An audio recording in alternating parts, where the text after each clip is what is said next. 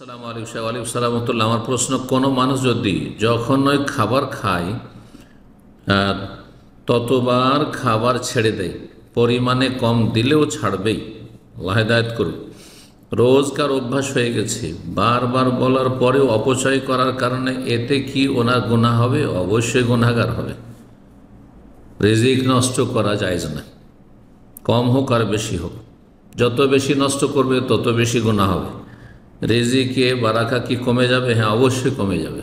যে যত বেশি আল্লাহর রিজিককে নষ্ট করবে বা অপচয় করবে, অপব্যয় করবে, ছেড়ে দিবে, কিছু খেলো কিছু ছেড়ে দিল, থালা বাসন সাফ করে খেলো না, বাটি সাফ করে খেলো না, ইত্যাদি। কিছু লোকের ফ্যাশন রয়েছে, চা খাবে তো নিচে কিছুটা রেখে দেবে, এমনিতে কোনো গর্দা নেই, তারপরে রেখে দেবে। এটা বাঙালি ট্রেডিশন, ভদ্রতা না অভদ্রতা এটা। জি,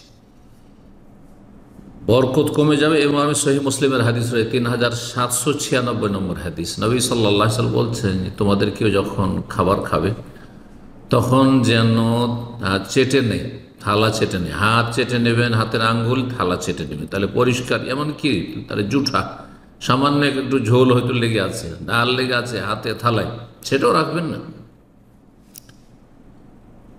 তাহলে যদি সামান্য জুঠা চেটে নিতে পারেন নবী সাল্লাল্লাহু আলাইহি ওয়াসাল্লাম হাতের আঙ্গুলের অথবা থালা, তাতে যদি ভাত লেগে থাকে, তাতে যদি রুটি থাকে, তাতে অন্য কোনো খাবার থাকে, সেটা ছেড়ে দেওয়া আরও বড় গুনার কাজ, অপরাধের কাজ।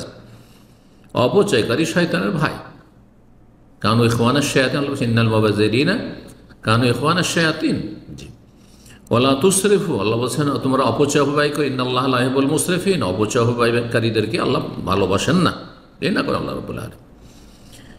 নবী সাল্লাল্লাহু আলাইহি ওয়াসাল্লামের সেই হাদিসে রয়েছে, তোমরা চেটে নেবে থালা এবং তোমাদের হাতের আঙ্গুল, কারণ শয়তানের জন্য ছাড়বেন না। ফাইন্নাকুম লা তাদরুন, তোমরা জানো ফি আইয়াতিহিন্নাল বারাকা, কোনটি দানায়, একটা ভাতের দানা হয়তো রয়েছে, একটু সামান্য ঝোল লেগে আছে, একটু ডাল লেগে আছে, তাতেই হয়তো বরকত রয়েছে, সে বরকতটা ছেড়ে দিলে, সে বরকতটা তুমি অপেক্ষা করলে ছেড়ে দিলে, সুতরাং তোমার জীবনে, তোমার রুজিতে বরকত কমে আসবে।